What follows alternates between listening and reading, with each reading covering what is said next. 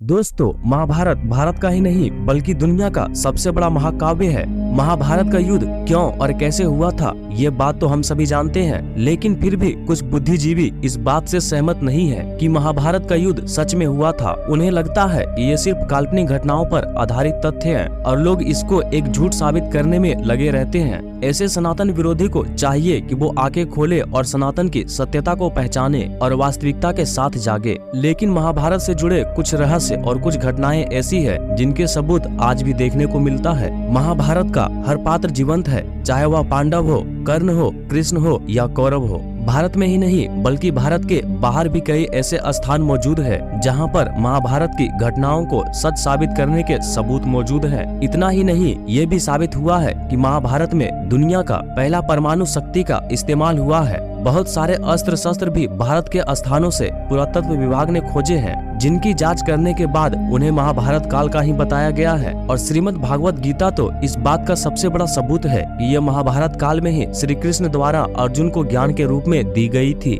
भगवत गीता में भी घटनाएं बताई गई है जो आज के समय में घटित हो रही है, चाहे हम इस बात को समझ पाए या ना पाए। लेकिन वर्तमान समय में जो भी घटित हो रहा है, श्री कृष्ण ने महाभारत के समय ही ये बातें उल्लेखित करते हुए बताया था। महाभारत समय के महल के अवशेष मिलना, गुफाओं का मिलना, साथ ही समुद्र में डूब चुके उस शहर के शहरों का खोजा जाना, यह सब इस बात की ओर इशारा करता है कि महाभारत कोई काल्पनिक घटना नहीं थी बल्कि एक सत्य घटना थी जिसने पूरे युग को ही बदल डाला। आज हम आपको बताने वाले हैं महाभारत से जुड़े कुछ ऐसे तथ्य और घटनाएं जिनके सबूत आज भी मौजूद हैं। कुछ ऐसे ऐतिहासिक स्थल जहां पर महाभारत युद्ध होने के साक्ष्य मिले। दोस्तों, अगर आपको महाभारत पर यकीन है तो आप इस वीडियो को अंत तक जरूर देखिएगा, क्योंकि इस वीडियो को देखने के बाद शायद बहुत से लोगों के महाभारत को लेकर सोच बदल जाए। अगर आप हमारे चैनल पे नए हैं तो चैनल को सब्सक्राइब और अपना सपोर्ट दिखा दीजिए और कमेंट में जय श्री कृष्ण जरूर लिखे। तो चलिए शुरू करते हैं। महाभारत युद्ध स्थल।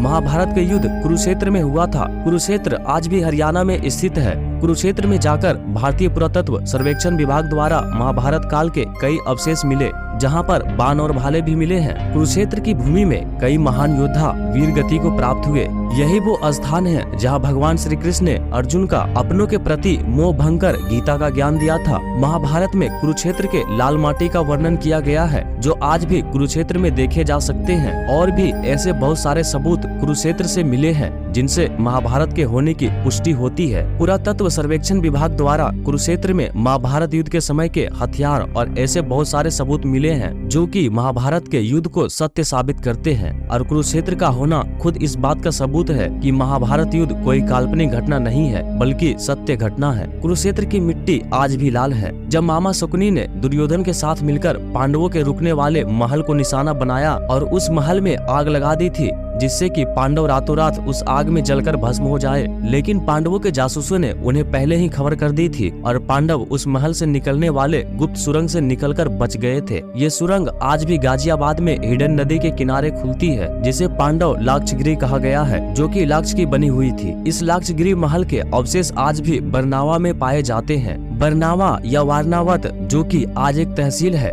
यहाँ पर महाभारत कालीन लाक्षागृह चिन्हित किया गया है, अब जो कि एक टीले के रूप में आज भी मौजूद है। यहाँ से भटकते हुए पांडव आज मौजूद नागालैंड में पहुँच गए थे, जहाँ पर राक्षसी हिडम्बा संग भीम का विवाह हुआ और घटोत्कच नामक पुत्र उत्पन्न हुआ। भीम अपने पुत्र के साथ शतरंज खेलते थे, जो कि आज भी नागालैंड के दीमापुर में देखा जा सकते हैं। इस गुप्त सुरंग और लाक्षागृह के अवशेषों का होना इस बात की तरफ संकेत करता है कि महाभारत के युद्ध काल्पनिक नहीं था। आपको ये बात जानकर हैरानी होगी, घटोत्कच के पुत्र बर्बरिक से भगवान श्री कृष्ण ने ब्राह्मण के वेश में दान में उनका शरीर मांगा था। इसके पश्चात श्री कृष्ण ने बर्बरिक को कलयुग के स्वयं के नाम से पूजित होने का वरदान दिया, यानी कि भविष्य में उनके नाम की पूजा की जाएगी। बर्बरिक ने श्री कृष्ण ने कहा कि वह युद्ध को देखना चाहता है, इसलिए श्री कृष्ण ने बर्बरिक के शीश को दूर स्थान पर रखवा दिया था और वही बर्बरिक आज खाटू श्याम जी के नाम से पूजे जाते हैं। जैसा कि श्री कृष्ण ने उन्हें वरदान दिया था, जिस स्थान पर बर्बरिक का शीश रखा गया था वह स्थान श्याम जी का स्थान कहलाता है। राजस्थान के सीकर जिले में स्थित परमधाम खाटू वही स्थान है जिसकी आधारशिला 1720 में रखी गई थी। मथुरा नगरी के बारे में हम सभी जानते हैं। श्री कृष्ण भगवान की जन्म स्थली मथुरा नगरी आज भी हमारे बीच मौजूद है। इतना ही नहीं, उनकी जन्म स्थली होने की वजह से महाभारत में यह भी घटनाओं का प्रमुख केंद्र रहा है। जहाँ पर कंस रहता था, आज भी उस स्थान को कंस के किले के नाम से जाना जाता है। कंस ने श्री कृष्ण को मारने के लिए कई रचनाएं रची थी।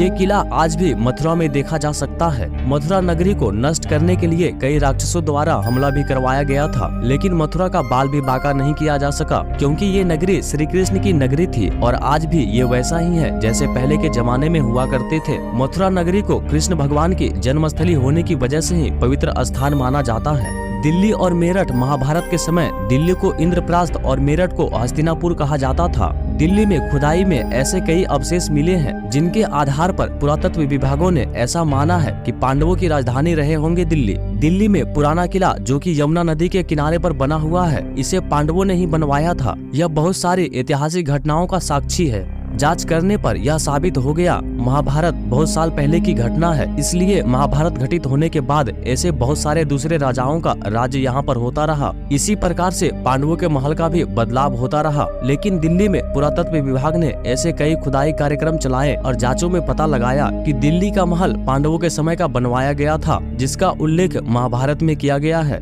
ब्रह्मास्त्र महाभारत काल में ब्रह्मास्त्र अस्त्र का उपयोग किया गया था। कहा जाता है कि ब्रह्मास्त्र सबसे बड़ा अस्त्र होता था जिसका तोड़ सिर्फ ब्रह्मास्त्र से किया जा सकता था और ब्रह्मास्त्र को हासिल करने के लिए बहुत ज्यादा तपस्या और साधना करने पड़ते थे। ब्रह्मास्त्र ऐसा ताकतवर अस्त्र था जो कि भयंकर तबाही मचाने वाला होता था। ये अस्त्र धर्म और सत्य को बनाए रखने के लिए ब्रह्मा भगवान द्वारा बनाया गया था, जो कि एक विनाशकारी परमाणु हथियार था। इसका उपयोग महाभारत में ही नहीं बल्कि रामायण में भी किया गया था। वर्तमान समय में हथियार बनाने के लिए जिन आधुनिक तकनीकों का उपयोग किया जाता है वह महाभारत से ही लिए गए हैं। कई प्रकार के परमाणु बम जो बनाए गए हैं वो सब महाभारत की ही देन है। कहते हैं कि महाभारत में कई तरह के चक्रव्यूह रचे गए थे। एक चक्रव्यूह पांडवों ने भी सीखा था जब वह अपने अज्ञातवास पर गए थे। वर्तमान में हिमाचल प्रदेश के हमीरपुर जिले में 16 सी की धार के नीचे बसा एक गांव मौजूद है जिसे राजनाथ गांव के नाम से जाना जाता है। यह मान्यता है कि पांडव अपने अज्ञातवास के दौरान यही रुके थे और इन्हें चक्रव्यूह का ज्ञान प्राप्त हुआ था,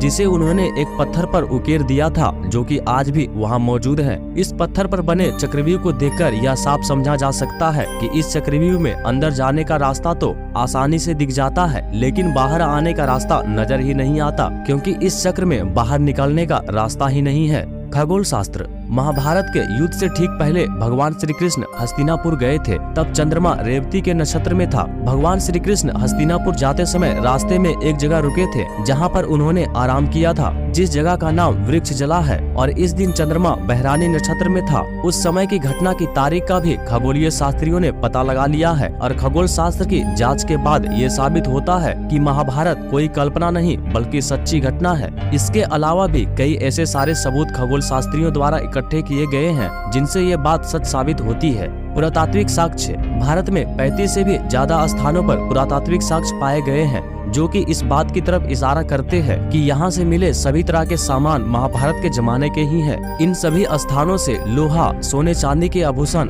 तांबे के बर्तन और भूरे रंग के बर्तन पाए गए हैं। इन कलाकृतियों के वैज्ञानिक रेटिंग भारतीय पुरातत्व के गैर आर्य आक्रमण मॉडल से मेल खाते हैं, जो कि बताते हैं कि ये सभी चीजें उसी समय के हैं। जैसा कि वेदों में लिखा गया है, अब अगर महाभारत एक काल्पनिक घटना होती तो इतनी सारी जगह पे इस तरह के सबूत कैसे मिल सकता था। पुरातत्व विभाग द्वारा जांच में यह बताया जा रहा है महाभारत में उल्लेखित चीजों से खोजी गई चीजें मेल खाते हैं। दोस्तों, इतने सारे सबूतों के आधार पर भी अगर कोई महाभारत को एक काल्पनिक कहानी मानता है तो शायद उसे किसी अच्छे डॉक्टर से अपने दिमाग का इलाज करवाना चाहिए। वैसे आपको इस वीडियो का कौन सा पार्ट सबसे ज्यादा पसंद आया हमें नीचे कमेंट में जरूर बताइएगा, और अगर आपको वीडियो पसंद आई हो तो इस वीडियो को लाइक और अपने दोस्तों के साथ शेयर जरूर कीजिएगा, क्योंकि महाभारत के सच के बारे में सभी को पता चल सके। और अगर आपको इसी तरह के वीडियोज अच्छी लगती है तो आप हमारे चैनल को फ्री में सब्सक्राइब कर सकते हैं, क्योंकि हम रोज ऐसे ही वीडियोज अपलोड करते रहते हैं। इस वीडियो को अंत तक देखने के लिए आपका बहुत बहुत शुक्रिया। कमेंट में जय श्री कृष्णा लिखना ना भूले।